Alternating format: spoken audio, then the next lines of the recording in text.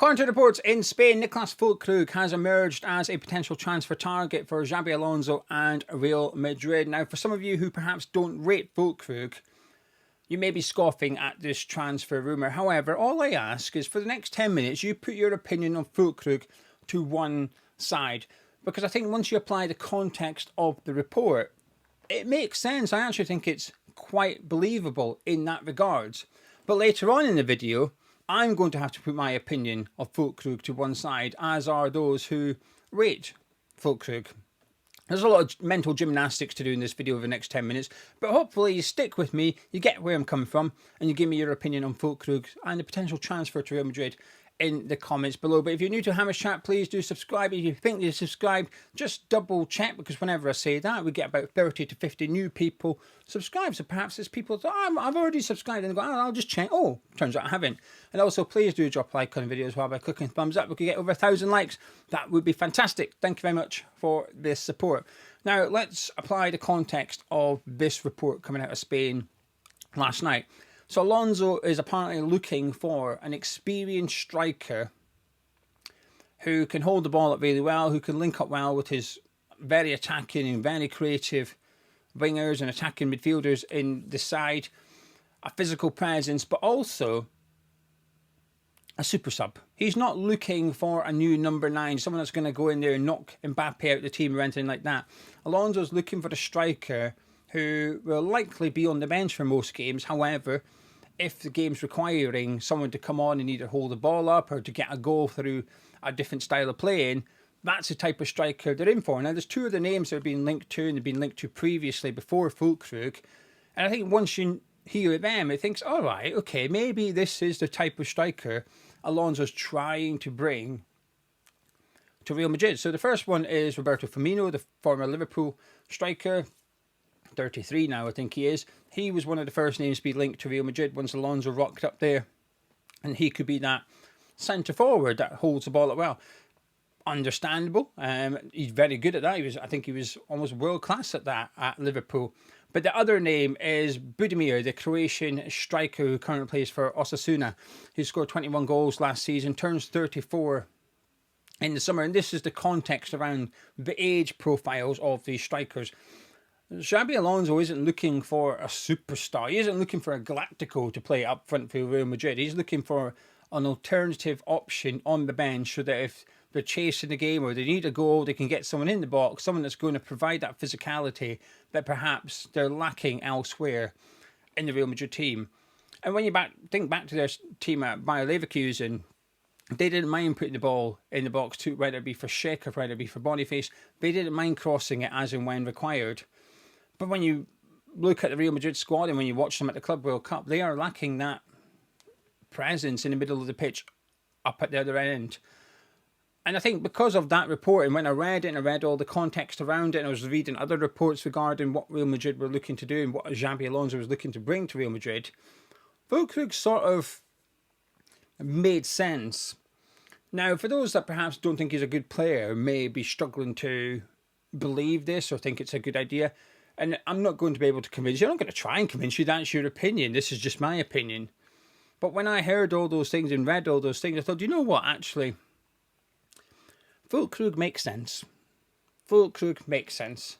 Because I think he is a very good player. I think he's very, very good at his hold-up, not necessarily his hold-up play per se, but his link-up play. I think it's very underrated. I don't think he gets enough credit for that element of his game within sort of the Premier League, if you like. He gets it over in Germany, in the Bundesliga. They know how good he is at his link-up play. I just don't think he's had it here because we haven't seen it enough. The reality is, because of his injury, we have not seen enough of Füllkrug at West Ham and seen what he does best. That's the truth of the matter. But Alonso will be fully aware of what he brings and what he brought to Dortmund, and before that, from his time in the Bundesliga. Then you've got what he does in the German national team and plays a very similar role. We've seen it in the semi-final of the Nations League. Germany got beat, but he didn't start the game. But when they needed a goal, when they were under pressure to get back in it, Füllkrug was one of the first players off the bench to try and get that going. Now, I think his days in the national team are perhaps numbered a little bit because of the younger players coming through, but I still think he'll be in and around it this season. And I think a move to Real Madrid would make sense for him. Why would he not be interested in that move if it came about? So when I first seen the link, Real Madrid and Füllkrug, I was a bit, that's not going to happen, is it? But then when I dug a little deeper into it, into exactly what Alonso's looking for, well, when you're looking at strikers that are 30-something years old, he's up there, right? I think he is anyway. I think it ticks all the boxes. Going by the reports from Spain, I think it ticks the boxes. But this is maybe where I need to put my opinion of Füllkrug to one side. But before we discuss that, this video is sponsored by Surfshark. If you're looking for a defender rather than an attacker, someone to keep out those trying to perhaps hack your electrical devices, then perhaps you need a VPN. It's something certainly worth considering. We got an offer with Surfshark. Now, as I always say, I do not know how a VPN works. I don't know the technical side of it. All I know is one of the biggest selling points is it helps keep your devices that little bit safer when you are online. I use it for other purposes. The biggest one is changing my geolocation.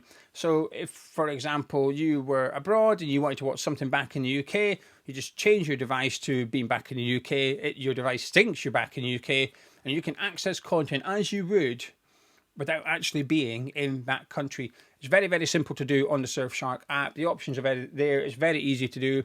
There's nothing fancy to it. Click a few buttons, change your location, job done. Plus, you only need one account. And you've got your phone, your computer, a tablet, maybe you've got your kids' phones as well. You can put all the devices, unlimited devices, under one account. You get one account, you pay once, and you get unlimited devices under that account for that protection too. And they can all change their geolocation if they want.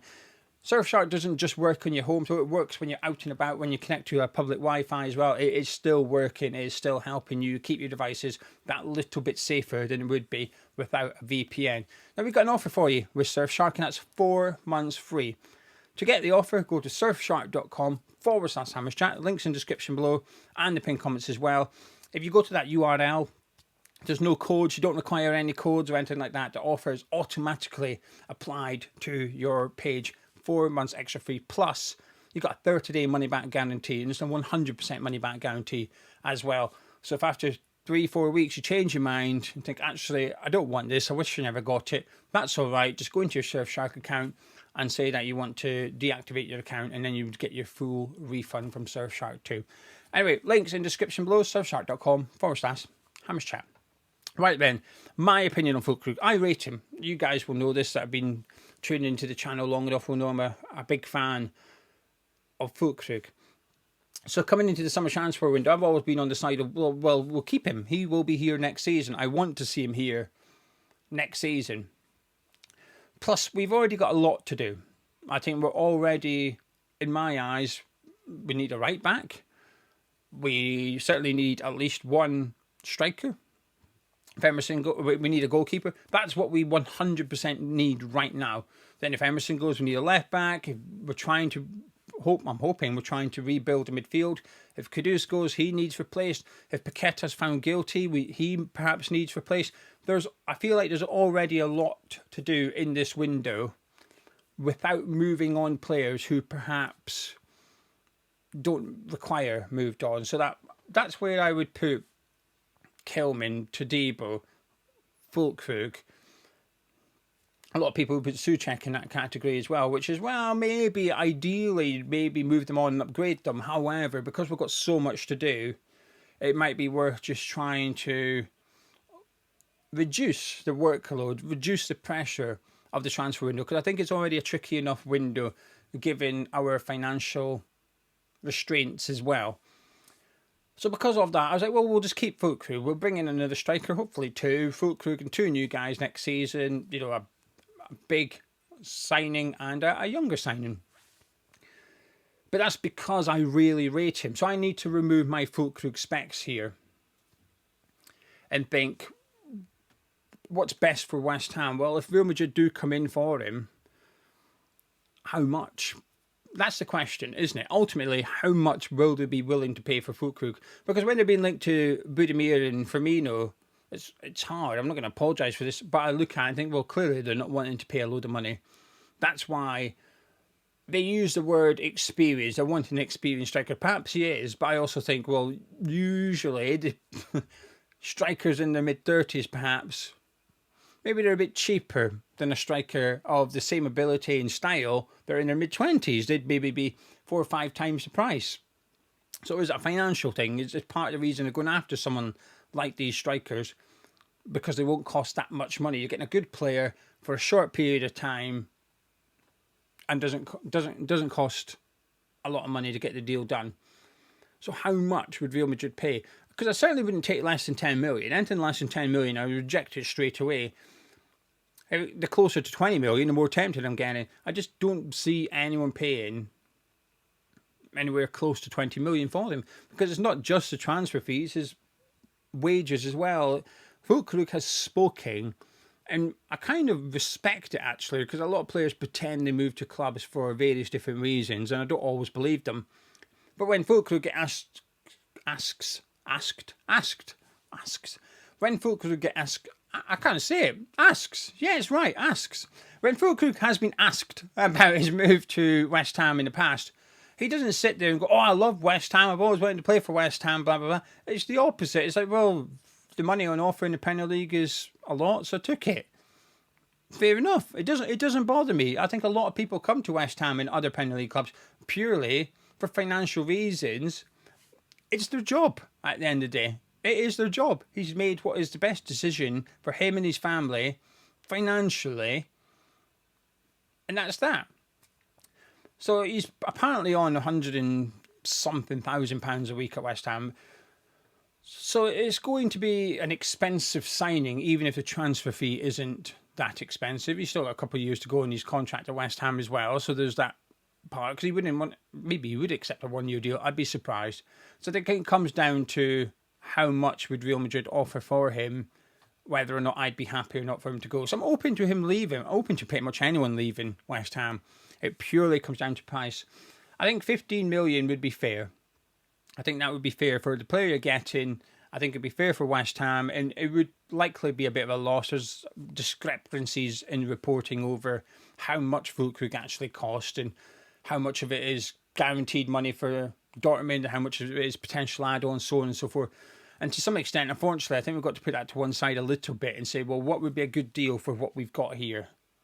For Füllkrug as he is, I think 50 million, which is what Dortmund paid for him a couple of years ago, I think that would be a fair fee for West Ham. I don't think we'll get it, by the way. I think Füllkrug will be here next season, because while we're in danger of maybe underselling a few players, I think when I see the price tag of 15 million for Gerd, I'm not going to lie, like I said, I looked at it, oh, really? Is that all we're going to get? You know, Kudus, apparently the bid was 50 million. Now, we rejected it. I don't believe there was one from Arsenal, just to reiterate. But anything less than 60 million, I'm thinking this ain't a good deal for West Ham. I think 65 is the fee that feels fair. It could have been more had we seen a better Kudus, and we managed to get the best version of Kudus out of Kudus. It would have been more than that. But I feel like we're already at risk of selling one or two players a little bit cheaper than I'd perhaps like this summer. And I think you'll get away with it with one or two. But if you sell 4 players and all 4 players have gone for less money than perhaps they're worth or you would have liked, it just increases that pressure again. But what I will say with Füllkrug, now apparently Potter will only get 75% of the money, but let's just say you got the 15 million. I think you can replace Füllkrug for 15 million with a much younger player. I'm happy for him to be here next season. I just think it's important we get someone, we make a substantial signing. And when I say that, it doesn't mean we spend 30, 40 million. I would consider spending 20 million on someone we feel is one of the best young strikers in European football. I'd consider that a substantial signing. But what we do need to do is make sure that Füllkrug isn't, we cannot rely on him being the number 1 striker next season, because assumptions are often a bad thing to do. Never assume, they say. Make an ass of you and me and all that. Never assume. But actually, sometimes I think it's okay to assume. And I think it's fair to assume that Füllkrug will get injured next season. Just like a lot of people watching this and seeing the reports of Real Madrid will assume it's a load of rubbish and Real Madrid don't want him. That's understandable. I completely get why people perhaps don't believe it. Like I said, I kind of do because of the context around the report. That Xabi Alonso is looking for an experienced striker that can offer something different and can be a super sub. I would argue at the national level, Füllkrug has been exactly that for Germany in recent years. The super sub. When the going gets tough on the pitch, bring Füllkrug on, he'll make a difference, and usually he does. But it's a hell of a lot different when you're playing for Germany, when you've got Musiala and Wirtz behind you, compared to West Ham, when you've got Edson Alvarez 25 yards behind you, and that's your nearest teammate. Anyway, to Real Madrid, if they came in, he'd have to go. I say once in a lifetime. It's the end of his career. He doesn't get much more opportunities than this. I think it would be a good signing, but my concern continues to be the same. Well, how much money are we going to use? How much money are we going to get? How much of it will actually be used to invest in players coming to West Ham? And do we have the ability to negotiate deals for the players identified by Kyle McCauley? So that's the 4 issues that we've got here in regards to any player potentially leaving West Ham, but especially Füllkrug. Because I think if he goes, ultimately, on the 1st of July, let's just say he left in next week and Antonio didn't sign a new deal, on the 1st of July, we would have no strikers. We would be coming back for pre-season training with 0 strikers. And I appreciate there's 2 months of transfer window ahead. Like, I am calm about the transfer window, just to reiterate. But I think it's already a difficult job. And I think selling Füllkrug, unless it's for a big transfer fee, selling Füllkrug, I think, just makes the transfer window even more difficult. And I think we should be trying to do all we can to avoid doing that. Hopefully that makes sense. Anyway, I'm off. Let me know your thoughts in the comment section. Don't be shy. Get involved. Let me know your thoughts on Füllkrug. Even if you don't believe the transfer rumour, would you be looking to keep Füllkrug or would you be open to selling it? If it's the latter, what's the price tag? I think he's one of the hardest players to put a price tag on. I think 15 million would be... It feels fair for all parties involved. That's my number that I'm going to chuck out there. Anything less than 10 is an absolute no for me. Anything over 15, I'll bite your hand off. But that's not going to happen. Only one club overpaid for Niclas Füllkrug. That was us.